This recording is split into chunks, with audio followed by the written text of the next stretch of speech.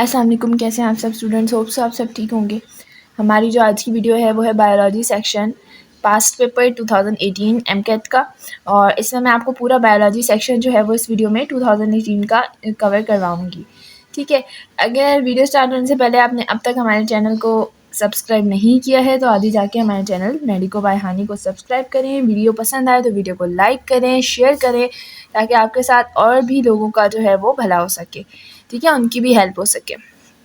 अच्छा, हम इसको स्टार्ट करते हैं। हमारे पास जिसमें पहला क्वेश्चन, मैं आपसे यही वो करूँगी, आपको एडवाइस दूंगी कि आप लोग जो है ना वो आंसर्स को मार्क अपने पास कर लीजिएगा। मतलब कि ये कि मैं आपको बताऊँ ना, उससे पहले आप अपने आंसर्स मार्क करें और कमेंट में उसका आंसर ज़रूर लिखें कि आपके कितने मार्क्स आए। मुझे कमेंट में बताएं कि कितने, मतलब टोटल आई थिंक ये होंगे हमारे पास 40 MCQs हैं टोटल ही।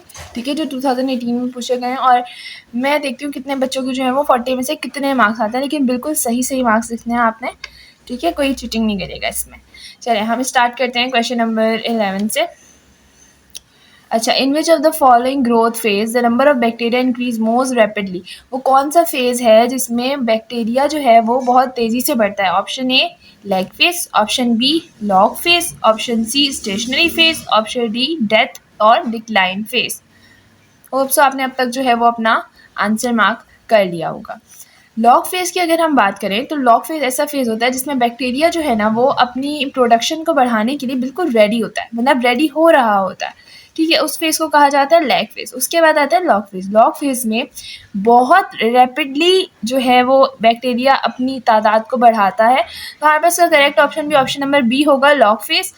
स्टेशनरी फेज में आके क्या होता है कि रेशो डेथ का, यानी कि जितने बैक्टीरिया मर रहे हैं और जितने बैक्टीरिया प्रोड्यूस हो रहे हैं दोनों इक्वल हो जाता है। मतलब जितनी तादाद में बैक्टीरिया बढ़ रहे होते हैं उतनी ही तादाद में बैक्टीरिया जो है वो पैदा भी हो रहे होते हैं। ठीक है, ये होता है स्टेशनरी फेज। उसके बाद आता है डेथ फेज। डेथ फेज में प्रोडक्शन ऑफ बैक्टीरिया बिल्कुल रुक जाती है और जो बैक्टीरिया मर रहे होते हैं उनकी तादाद बहुत ज़्यादा हो जाती है। तो इसका करेक्ट ऑप्शन बी है। MCQs नंबर 12 देखते हैं। Which of the following is the simplest form of pathogen causing virus. अच्छा, पैथोजन की जहाँ बात आई है तो जाहिर सी बात है वो कोई डिजीज कॉज कर रहा है कोई चीज़। इसमें जो मेन इंपॉर्टेंट वर्ड है वो है सिंपलेस्ट। तो इसमें हमारे पास ऑप्शन है वायरसेस, प्रायॉन्स, फंगस, एमोबिया। आप सब अपना आंसर जो है वो कमेंट में जाके लिखें ताकि मुझे अंदाज़ा हो जाए, मतलब या फिर अपने पास नोट कर लें। मुझे आखिर में जो है वो कमेंट में अपने मार्क्स ज़रूर बताइएगा कि कितने मार्क्स आए हैं आप सबके। तो सिंपलेस्ट हमारे पास अगर हम बात करें एमोबा से, अगर हम शुरू करें तो एमोबा हमारे पास यूनिसेल्युलर होता है। ठीक है, बट पैथोजन कॉजिंग डिजीज नहीं होता है। एमोबा जो है वो यूनिसेल्युलर तो होता है, यानी सिंपलेस्ट तो होता है, बट पैथोजन कॉज डिजीज नहीं होता है। अगर हम फंगस की बात करें तो फंगस जो है वो मल्टी सेलुलर है, ये तो सिंपलेस्ट में आती नहीं है तो ये हट जाएगी। वैसे अगर हम बात करें वायरसेस की तो वायरसेस जो है वो पैथोजन कॉज डिजीज भी है, सिंपलेस्ट भी है। सिंपलेस्ट इस रेशो में है, इस उसमें है कि वायरसेस जो होते हैं उनके पास प्रोटीन भी होती है और न्यूक्लिक एसिड भी होता है। लेकिन अगर हम प्रायॉन्स की बात करें तो प्रायॉन्स में खाली प्रोटीन होती है। प्रायॉन के अंदर पाई खाली प्रोटीन जाते हैं, उनके पास न्यूक्लिक एसिड भी नहीं होता है। ठीक है, तो इसका जो करेक्ट ऑप्शन होगा वो होगा option number B, prions. But अगर इसी सवाल में आपसे ऑप्शंस में प्रायॉन्स की जगह वायरस नहीं दी जाते हैं, खाली आपको वायरस, फंगस और एमोबिया दिया जाता है, तो हमारे पास जो करेक्ट ऑप्शन होता है वो वायरस होता है। ठीक है ना, और अगर हमें यही सारे ऑप्शन दिए जाते हैं बस प्रायॉन्स की जगह हमें वायरॉइड्स दे दिए जाते। आपने पढ़ा होगा वायरसेस की दो टाइप, प्रायॉन्स और वायरॉइड्स। अगर हमें वायरॉइड्स दे दिए जाते तो वो ही उसका करेक्ट ऑप्शन होता, क्योंकि वो सिंपलेस्ट है। ये प्रायॉन्स भी सिंपलेस्ट है, इसमें खाली प्रोटीन होती है। और अगर वायरॉइड्स की बात करें तो वायरॉइड भी सिंपलेस्ट है, उसमें खाली RNA होता है।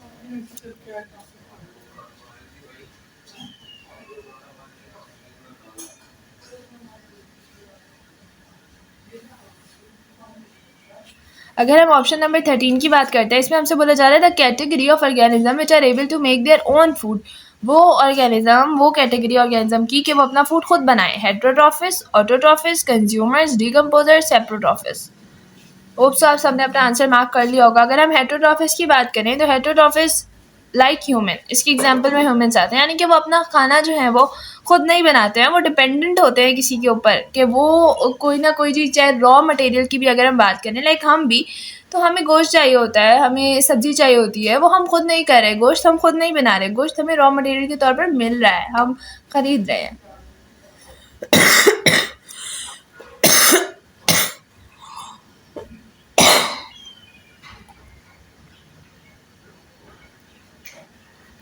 तो उसको हम जो है वो हेटरोट्रॉफिस कहते हैं।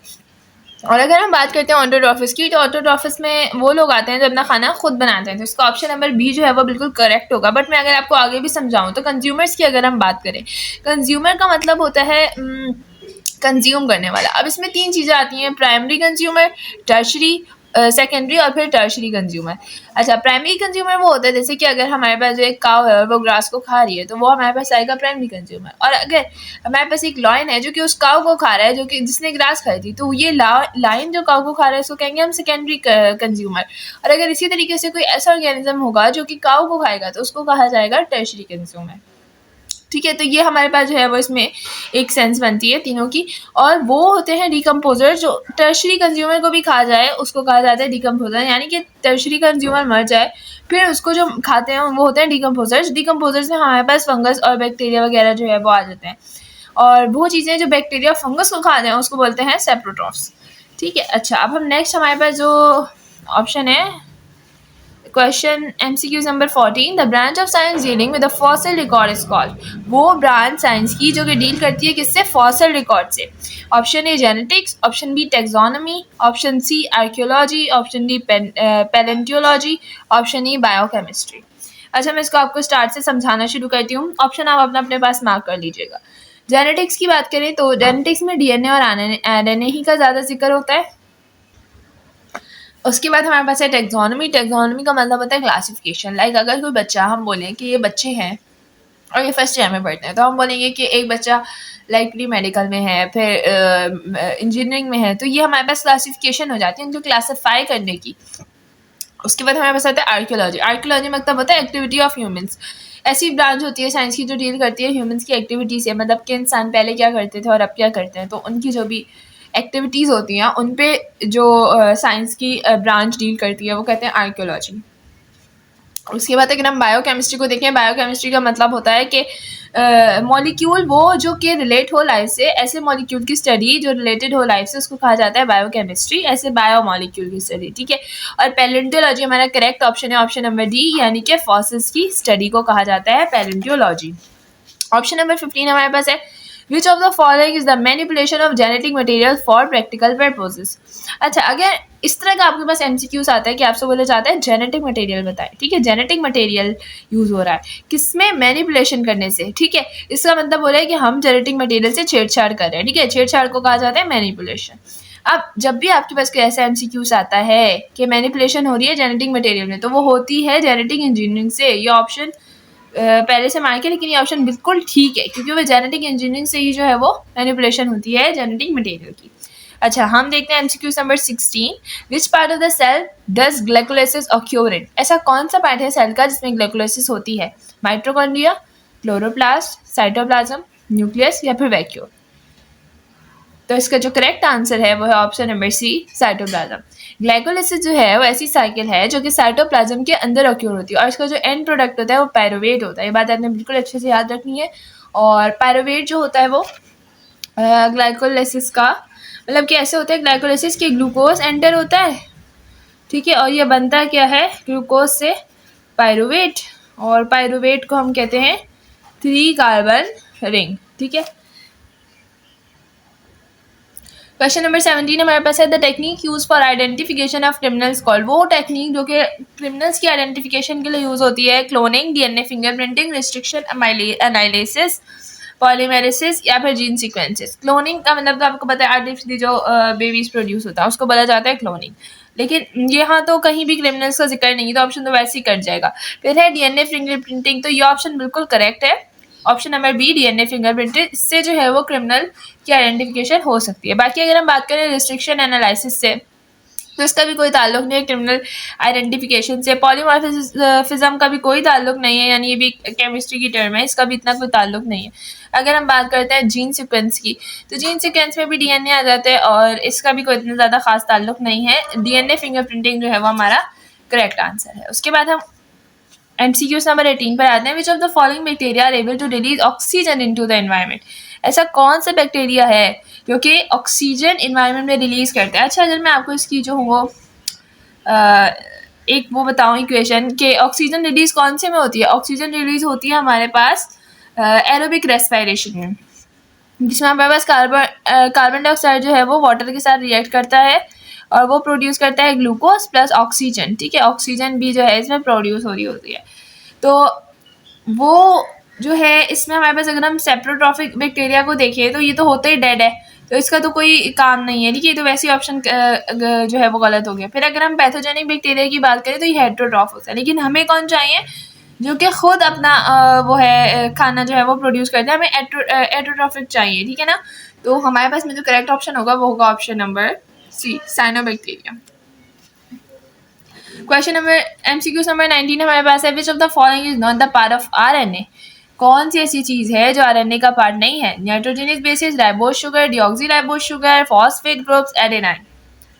तो इसका जो करेक्ट ऑप्शन है वो है option number C, deoxyribose sugar. क्योंकि नाइट्रोजनस बेसिस जो होती हैं वो तो दोनों में होती हैं, RNA में भी होती हैं और DNA में भी होती हैं। अगर हम राइबोज शुगर की बात करें तो राइबोज शुगर RNA में होता है। ठीक है, DNA में क्या होता है? DNA में डीऑक्सीराइबोज शुगर होता है।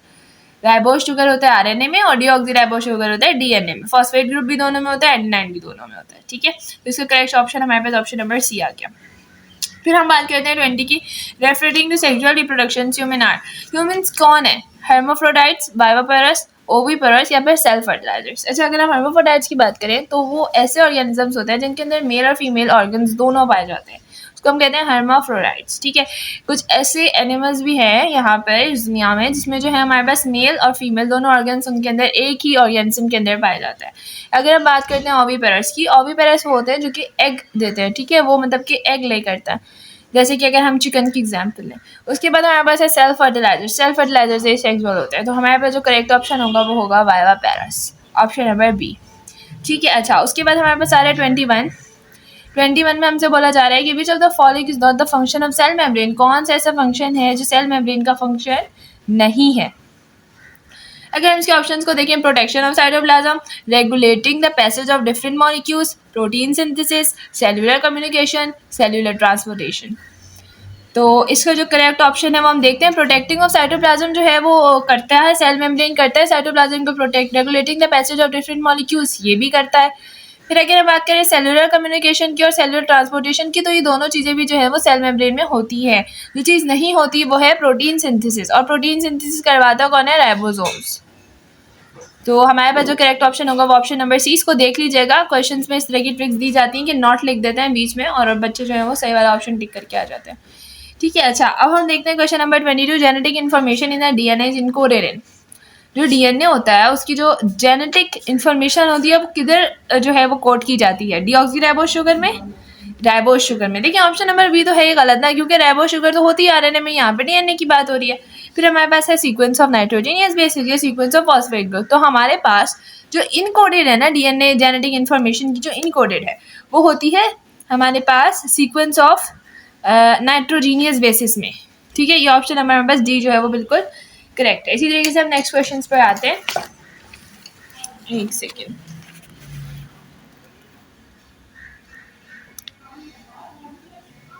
इसमें हमसे बोला जा रहा है question number 23, the chromosomes equal arms is called. वो क्रोमोसोम जो कि इक्वल आर्म में होते हैं उन्हें क्या कहा जाता है? अच्छा, मैं आपको क्रोमोसोम्स की कुछ टाइप समझा देती हूँ। ठीक है, एक तो चीज़ आप ये समझ लें कि अगर हमारे पास ये सेंट्रोमियर है, ठीक है, और यहाँ पे दो आर्म्स निकल रहे हैं तो इनको हम आर्म्स कहते हैं, और ये जो बीच में हमारे पास है इसको हम कहते हैं सेंट्रोमियर।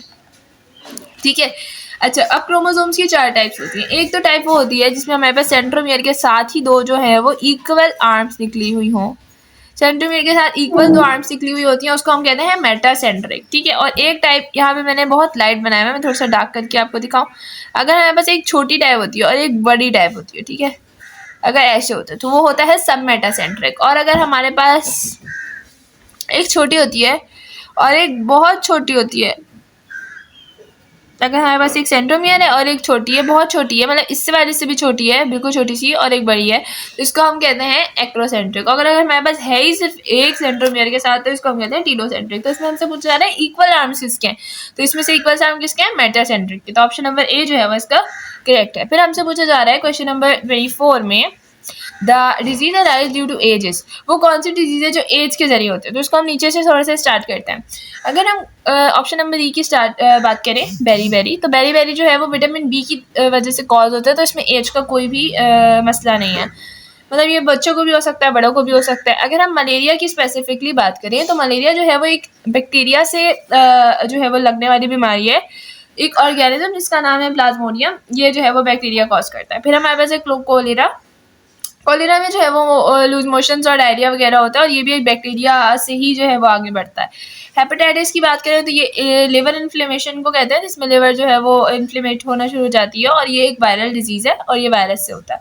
ठीक है, अगर हम बात करते हैं एल्ज़ाइमर की, तो एल्ज़ाइमर एक ब्रेन का डिजीज़ है जिसमें टाइम टू टाइम एज की वजह से आपकी मेमोरी लॉस होना शुरू हो जाती है, उसको हम कहते हैं एल्ज़ाइमर। ठीक है, तो इसका करेक्ट ऑप्शन होगा ऑप्शन नंबर ए।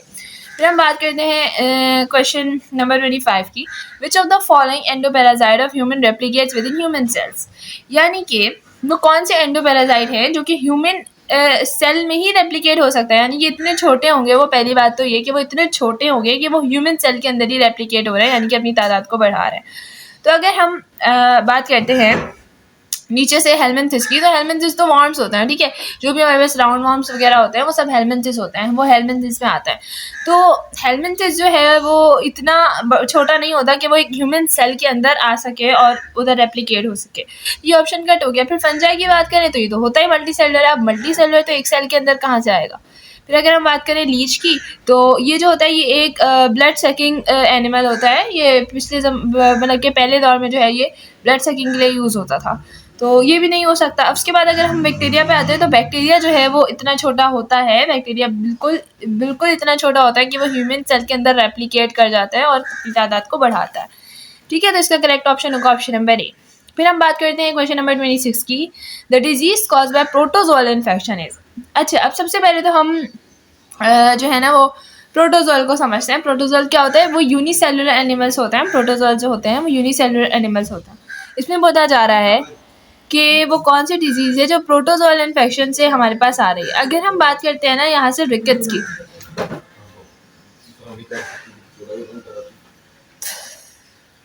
अगर हम बात करते हैं रिकेट्स की, तो रिकेट, अच्छा, इसमें हम बात कर रहे हैं क्वेश्चन नंबर 26 की, the disease cause by protozoal infection is. अगर हम प्रोटोजोल की बात करते हैं तो प्रोटोजोल जो है वो एक यूनिसेलुलर एनिमल है, ठीक है। अब इससे हमारे पास डिजीज कौन सी आ सकती है, option number A rickets, option number B goitre, option number 3 malaria, option number D beriberi, option number E एल्ज़ाइमर।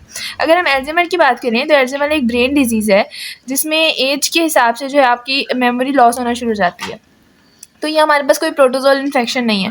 और अगर हम बात करते हैं बेरीबेरी की, तो बेरीबेरी जो है वो विटामिन बी की एक डिजीज़ है, ठीक है, तो इसका भी कोई ख़ास इसमें इम्पैक्ट नहीं है प्रोटोजोल इन्फेक्शन में। रिकेट्स की बात करें तो वो बोन वीक हो जाना है, यानी कि उसमें जो हड्डियाँ हैं वो मुड़ना शुरू हो जाती हैं, तो रिकेट्स का भी कोई काम नहीं है बीच में। अगर हम बात करें गोइटर की, तो गोइटर जो है वो एक डिज़ीज़ है जिसमें बच्चों की जो गर्दनें हैं ना वो टेढ़ी होना शुरू हो जाती हैं, जिसको हम कहते हैं थायरॉइड्स। थायरॉइड्स के जो ग्लैंड्स होते हैं वो टेढ़े होना शुरू हो जाते हैं, उनके साइज़ बड़े होना शुरू हो जाते हैं, ये सब होता है आयोडीन की कमी की वजह से, ठीक है। और इसमें जो करेक्ट ऑप्शन होगा वो ऑप्शन नंबर 3 है मलेरिया। फिर हम बात करते हैं क्वेश्चन नंबर 27 की, which of the following disease are divided by, which of the following are divided by fusion. Fusion से कौन सी चीज़ें डिवाइड होती हैं, फ्यूजन यानी कि सेक्सुअल, ठीक है। अगर हम ए की बात करें तो ए में हमारे पास है वायरस, बी में हमारे पास है वायरॉइड्स, सी में हमारे पास है बैक्टीरिया और डी में हमारे पास है फंगस। अगर हम फंगस की बात करते हैं तो फंगस एक मल्टी सेलुलर ऑर्गेनिज्म है, और मल्टी सेलुलर में जो है हमारे पास फ्यूजन नहीं होती है, ठीक है। अगर हम वायरस की बात करते हैं तो वायरस तो है ही नॉन सेलुलर, तो इसमें सेलुलर वाले काम कहाँ से आने लगे। फिर अगर हम वायरॉइड्स की बात करते हैं, वायरॉइड्स तो आरएनए है, आरएनए में भी फ्यूजन नहीं होगी क्योंकि वो एक अकेला आरएनए है, तो इसमें कोई फ्यूजन का काम नहीं है। जिसका जो करेक्ट ऑप्शन है वो ऑप्शन नंबर सी है बैक्टीरिया। अगर हम बात करते हैं क्वेश्चन नंबर 28 की, क्वेश्चन नंबर 28 में हमसे कहा जा रहा है, the recombinant DNA technology, the copies of recombinant DNA are increased by. अच्छा, इसमें ये कहा जा रहा है कि रिकॉम्बिनेंट डीएनए टेक्नोलॉजी हो रही है, उसमें कॉपीज इंक्रीज हो रही है, किसकी, रिकॉम्बिनेंट डीएनए, किसकी वजह से। Option A restriction enzyme, option B ligase, option C selection of host with rDNA, या फिर D multiplication of host with rDNA. अच्छा, इसको अगर मैं आपको थोड़ा सा समझाऊं, फॉर एग्जांपल हमारे पास एक ए ऑर्गेनिज्म है और एक दूसरा ऑर्गेनिज्म बी है, हमने एक का जो है वो डीएनए उठाया और दूसरे का डीएनए उठाया, ठीक है।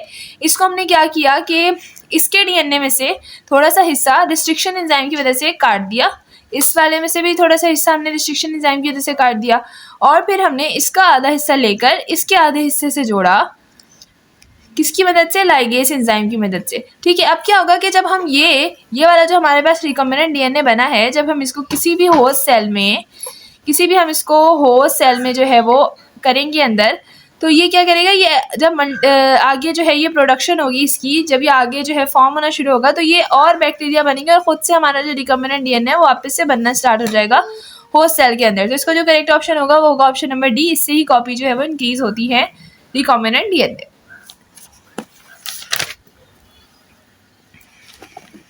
अब हम बात करते हैं क्वेश्चन नंबर 29 की। क्वेश्चन नंबर 29 में हमसे कहा जा रहा है the disease called by nutritional deficiency, वो डिजीज जो कि न्यूट्रिशन की डिफिशिएंसी की वजह से हो रही है। अगर हम बात करें हेपेटाइटिस की, तो हेपेटाइटिस जो है वो वायरस की वजह से कॉज होती है, फिर एड्स। ठीक है, अगर हम ऑप्शन बी की बात करें, इसमें हमारे पास आ रहा है कोलेरा। कोलेरा एक बीमारी है जो कि बैक्टीरिया की वजह से कॉज होती है, इसमें हमें डायरिया या फिर लूज मोशन जो है वो हो जाते हैं। अगर हम बात करें ऑप्शन नंबर सी की, मलेरिया जो है वो प्लाज्मोडियम की वजह से हमें होती है बीमारी, जो एक बैक्टीरिया है जिसको हम प्लाज्मोडियम कहते हैं, ये उसकी वजह से कॉज होती है। फिर अगर हम बात करें बेरी, तो बेरी मैंने आपको बताया विटामिन बी की वजह से होती है। ऑप्शन नंबर ई जो है वो हमारे पास एल्जीमर अभी मैंने पीछे डिस्कस किया है, ब्रेन में जो है वो ब्रेन की बीमारी है जिसमें मेमोरी जो है वो लॉस होना स्टार्ट हो जाती है।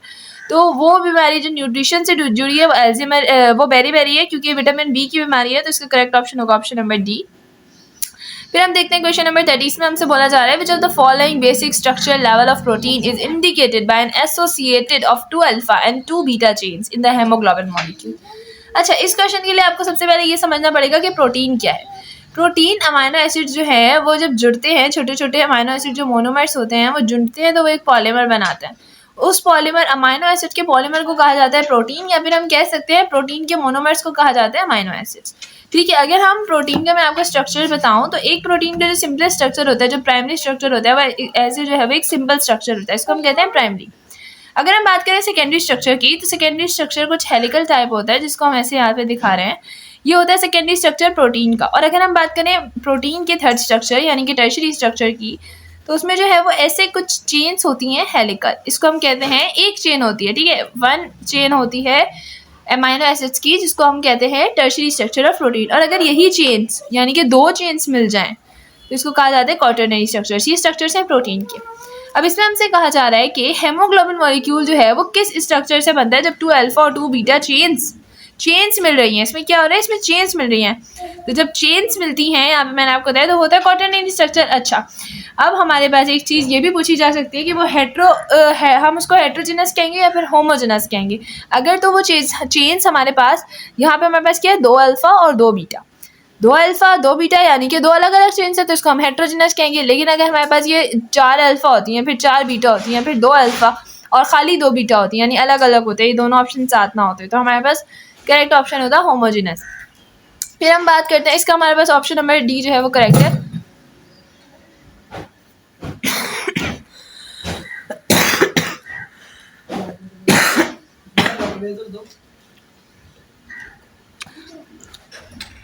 फिर हम बात करते हैं क्वेश्चन नंबर 31 की। The branch of science dealing with the classification of life forms, वो ब्रांच है इसकी जो कि डील करती है किससे, क्लासिफिकेशन ऑफ लाइफ फॉर्म से। कल मैंने आपको पीछे ब्रांचेस के बारे में बताया, जेनेटिक्स जो कि डीएनए से जो है वो ताल्लुक रखती है, टेक्सोनॉमी जिसमें क्लासिफिकेशन आ जाती है, आर्कियोलॉजी एक्टिविटी जो कि ह्यूमंस की एक्टिविटी पे डिपेंड करती है, पैलेंटियोलॉजी जो कि फॉसिल्स, और बायोकेमिस्ट्री यानी कि केमिकल एसोसिएशंस। तो अगर हमसे यहाँ पे बोला जा रहा है कि क्लासिफिकेशन की बात हो रही है, क्लासिफिकेशन ऑफ लाइफ फॉर्म्स, तो option number B taxonomy is the correct answer. ठीक है, अब हम देखते हैं, हमारे पास एमसीक्यूज नंबर 32 है।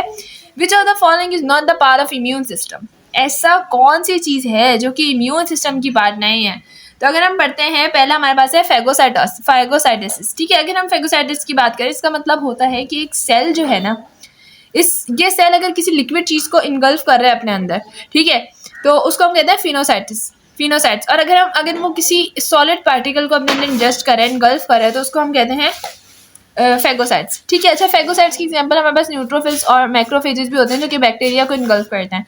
ठीक है, अच्छा, हमारे पास फिर ऑप्शन नंबर बी हमारे पास आता है कॉम्प्लीमेंट प्रोटीन। ये भी हमारे पास सेल वॉल बनाने में जो है वो हेल्प करती है, तो एक तरीके की इम्यून सिस्टम में ही आती है।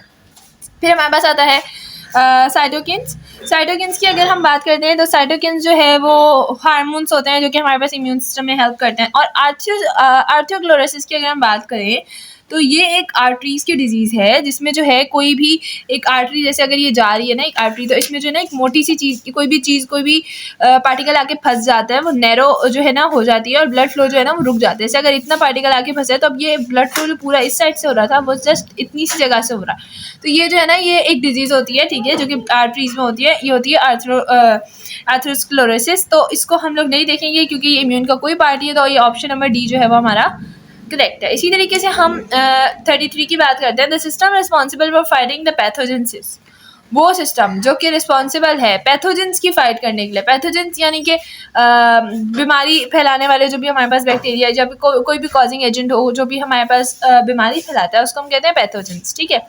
अगर हम बात करें वो सिस्टम जो रिस्पॉन्सिबल होता है फाइट करने के लिए किससे, पैथोजेन से, muscular system, endocrine system, nervous system या फिर इम्यून सिस्टम। अगर हम बात करते हैं मस्कुलर सिस्टम की, तो मस्कुलर सिस्टम मीन्स मसल्स का काम करना है। जैसे अगर मैं अभी बोल रही हूँ तो मेरा मस्कुलर सिस्टम जो है वो यूज़ हो रहा है, ठीक है, कि मैं कुछ लिख रही हूँ या मैं चल रही हूँ तो उसमें मस्कुलर सिस्टम यूज़ हो रहा है। अगर हम बात करते हैं एंडोक्राइन सिस्टम की, तो इसमें सारे ग्लैंड्स आ जाते हैं, हमारे जो भी ग्लैंड्स होते हैं, थायराइड, एड्रिनल, ये सारे ग्लैंड जो है वो एंडोक्राइन में आ जाते हैं। अगर हम बात करते हैं नर्वस सिस्टम की, तो ये ब्रेन से लोकेटेड है, ये बात भी सबको पता है कि ब्रेन से ही एसोसिएटेड है, उसी से मिलता है। फिर बात आती है इम्यून सिस्टम की, तो जो पैथोजन से फाइट करता है वो इम्यून सिस्टम है, तो ऑप्शन नंबर डी जो है वो हमारा करेक्ट है। इसी तरीके से हम आते हैं MCQ number 34, which one of the following organelles is required for aerobic respiration. इसमें बोला जा रहा है कि कौन सा ऐसा ऑर्गन है जो कि एरोबिक रेस्पिरेशन में काम आता है। न्यूक्लियस तो नहीं आता, माइटोकॉन्ड्रिया आता है, या अब इस पे हमें अभी डाउट है तो उसको हम छोड़ देते हैं। एंडोप्लाज्मिक रेटिकुलम तो बिल्कुल भी नहीं आता, प्लास्टिड्स भी नहीं आते और ना ही साइटोस्केलेटन आता है, तो ऑप्शन नंबर जो बी है वो बिल्कुल करेक्ट है।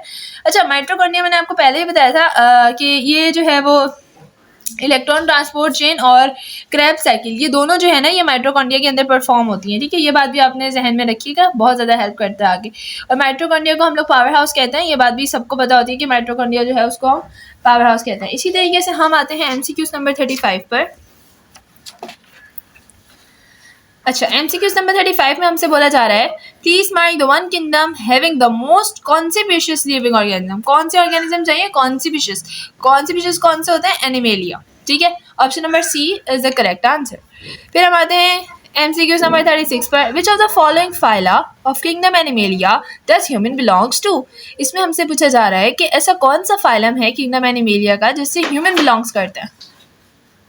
मोलस्का, आर्थ्रोपोडा, इकाइनोडर्मेडा या फिर कॉर्डेटा। अच्छा, अगर मैं आपको इन सबकी क्लासिफिकेशन या फिर थोड़ा सा इनके हवाले से बताऊं, इनकी कुछ करेक्टरिस्टिक्स, तो मोलस्कास की अगर हम बात करें ना तो ये सॉफ्ट बॉडी होता है जिसमें कोई इनके अंदर शेल वगैरह होती है, या फिर जिसकी हम एग्जांपल ले सकते हैं जेलीफिश, ठीक है। अच्छा, इसके बाद अगर हम बात करते हैं आर्थ्रोपोड्स की, तो आर्थ्रोपोड्स हमारे पास जो होते हैं वो ऐसे ऑर्गेनिजम्स होते हैं जिनके पास वर्टिब्रेट नहीं होती है। इसी तरीके से मोलस्कास, आर्थ्रोपोड, इकाइनोडर्मेटा, इन तीनों के पास जो है वो वर्टिब्रेट्स नहीं होती हैं, यानी कि इनका जो हमारे पास जो वर्टिब्रा होती है ये इनके पास नहीं होती है, ठीक है। तो ये हमारे पास तीनों ऑप्शंस कैंसिल हो गए। ऑप्शन नंबर डी कॉर्डेटा, इनके पास जो होती है वो वर्टिब्रेट होती है, तो ये हमारे पास करेक्ट ऑप्शन होगा। अच्छा, इनके पास एक्चुअल में वर्टिब्रेट तो नहीं होती है, बट इनके पास नोटोकॉर्ड होती है। अब नोटोकॉर्ड क्या होता है, लाइक जब भी एक बेबी जो है वो मतलब बन रहा होता है तो उसके अंदर जो है ना वो एक नोटोकॉर्ड होती है जिसको हम कहते हैं कि ये इसकी वर्टिब्रा है, बट वो बिल्कुल सही की नहीं होती। मतलब वो जब बन जाता है, जब वो पैदा होता है उसके बाद जो उसकी वर्टिब्रेट होती है वो सही होती है, बट उससे पहले एक छोटी सी नैरो सी लाइन होती है जिसको हम कहते हैं नोटोकॉर्ड, ठीक है। और इसी तरीके से नर्व कॉर्ड होती है कॉर्डेटा के अंदर। अब नर्व कॉर्ड क्या होती है, नर्व कॉर्ड होती है स्पाइनल कॉर्ड, जो कि पैदा होने से पहले जो बनती है छोटी, उसको कहते हैं नर्व कॉर्ड, ठीक है। इसी तरीके से हमारे पास होते हैं गिल्स, ठीक है। अच्छा, अब ह्यूमंस में क्या होता है, ह्यूमंस में हमें गिल्स की जरूरत नहीं होती, तो वो जो स्पेसेस होती है ना वो हमारे पास भर जाती है। जबकि अगर हम मछलियों की बात करें, मछलियों में जो गिल्स की स्पेसेस होती हैं उधर उनके जो है जहाँ से वो सांस देती है, जो रेस्पिरेटरी उनकी जो गिल्स होता है वो हमारे पास फिशेस में जो है वो जब वो मैच्योर हो जाती है तो वो बढ़ना स्टार्ट हो जाता है, ठीक है। तो इसका जो करेक्ट ऑप्शन होगा वो ऑप्शन नंबर डी होगा। इसी तरीके से हम आ जाते हैं, हमारे पास MCQ नंबर 37 है, carbon dioxide joins the photosynthetic pathway at. Carbon dioxide जो है वो फोटोसिंथेटिक पाथवे को किस साइड पे ज्वाइन करती है। अच्छा, अब एक चीज़ मैं जो आपको एडिशनल बता रही हूँ आपने अपने जहन में रखनी है। लाइट रिएक्शन जो है वो ग्रेना में होता है, यानी लाइट रिएक्शन जो है वो ग्रेना में होता है, और डार्क रिएक्शन जो है वो स्ट्रोमा में होता है, ठीक है। अगर हम लाइट रिएक्शन की बात करें तो वो ग्रेना में होता है, और अगर ग्रेना का हम सिंगल पार्टिकल लें तो उसको हम ग्रेनम कहते हैं। ग्रेना के सिंगल पार्टिकल को हम ग्रेनम कहते हैं, ठीक है। ये बात आपने अपने जहन में रखनी है। और डार्क रिएक्शन जो है वो स्ट्रोमा में होता है। ठीक है, अच्छा अब वो प्रोसेस फोटोसिंथेटिक पाथवे जिसमें कार्बन डाइऑक्साइड ज्वाइन हुआ वो होता है डार्क रिएक्शन। तो हमारे पास ऑप्शन नंबर डी जो है वो करेक्ट है। इसी तरीके से हम आते हैं MCQ नंबर 38 पे। इसमें हमसे बोला जा रहा है enzyme found in saliva responsible for digestion of carbohydrate. अच्छा, अगर हम हमारे पास जो एक चीज़ हमें दी गई है ना इसमें एग्जाम्पल वो है सलाइवा यानी कि थूक। अब इसमें हमसे कहा जा रहा है कि वो कौन सा एंजाइम है जो कि हमारे सलाइवा में मौजूद होता है और वो रिस्पॉन्सिबल होता है डाइजेशन ऑफ कार्बोहाइड्रेट। पहले तो हम देखते हैं कि इसमें कौन से एंजाइम वो हैं जो हमारे पास यूज़ होते हैं सलाइवा में। तो लाइजोसोम होता है यूज सलाइवा में और अमाइलेज होता है। बाकी सारे सलाइवा के एंजाइम्स नहीं है। मैं आपको भी जो है फर्दर बताती हूँ कि कौन कौन सी चीज़ों से रिलेट करते हैं एंजाइम्स। ठीक है, लाइजोसोम जो है वो सलाइवा का एंजाइम तो है बट क्या करता है वो बैक्टीरिया को किल करता है, वो डाइजेशन ऑफ कार्बोहाइड्रेट नहीं करता। हमें इसमें क्या चाहिए, हमें इसमें चाहिए डाइजेशन ऑफ कार्बोहाइड्रेट। तो हमारे पास अमाइलेज जो है वो स्टार्च को माल्टोज में कन्वर्ट करते हैं, यानी कि वो कार्बोहाइड्रेट को ही जो है वो डाइजेस्ट कर रहा होता है। ठीक है, यानी कि स्टार्च भी एक फॉर्म ऑफ कार्बोहाइड्रेट है। स्टार्च को जो है माल्टोज में कन्वर्ट कर रहा होता है, तो उसको हम कहते हैं अमाइलेज। इसका जो हमारे पास करेक्ट ऑप्शन होगा वो ऑप्शन नंबर बी अमाइलेज। ठीक है, अच्छा अगर हम बात करें पेप्सिन की, तो पेप्सिन जो है वो एक स्टमक का एंजाइम है जो कि यूज़ करता है प्रोटीन सिंथेसिस में, यानी कि वो प्रोटीन को सिंथेसाइज करने में हेल्प करते हैं। इसी तरीके से अगर हम ट्रिप्सिनोजन की बात करें तो वो एक पेनक्रियाज का एंजाइम है, लेकिन वो भी प्रोटीन को ही जो है वो सिंथेसाइज करने में हेल्प करता है। और अगर हम बात करें लाइपेज की, तो लाइपेज भी एक पेनक्रियाज का ही एंजाइम है, लेकिन ये किसको सिंथेसाइज करता है, लिपिड्स को सिंथेसाइज करता है। ठीक है, इसी तरीके से हमारे पास सेकेंड लास्ट क्वेश्चन जो है वो है 39 क्वेश्चन। फिर इसके बाद जो है लास्ट क्वेश्चन है। होप सो आप सब जो है वो अपने कमेंट साथ साथ लिख रहे होंगे कि आप लोगों को जो है वो कितनी चीज़ें समझ में आई हैं, कितने आंसर्स आपके सही हुए हैं, सब कुछ जो है आप मुझे बताएं। ठीक है, अच्छा अगर हम बात करते हैं 39 की, 39 में लिखा है the process by which one molecule of glucose splits into 2 molecules of pyruvate is called. वो प्रोसेस जिसमें ग्लूकोज के 2 मॉलिक्यूल स्प्लिट हो रहे हों 3 मॉलिक्यूल में, पायरुवेट होता है 3 मॉलिक्यूल का, 3 कार्बन कंपाउंड है। ठीक है, अच्छा उसमें प्रोड्यूस हो रहा है, तो उसको हमारे पास जो करेक्ट ऑप्शन है वो है ग्लाइकोलिसिस। ये चीज़ मैंने आपको पीछे भी बताई है कि वो प्रोसेस जिसमें हमारे पास जो है वो, मैं आपको थोड़ा सा समझा दूँ इस प्रोसेस को। ठीक है, सबसे पहले हमारे पास होता है ग्लाइकोलिसिस। ग्लाइकोलिसिस में क्या होता है कि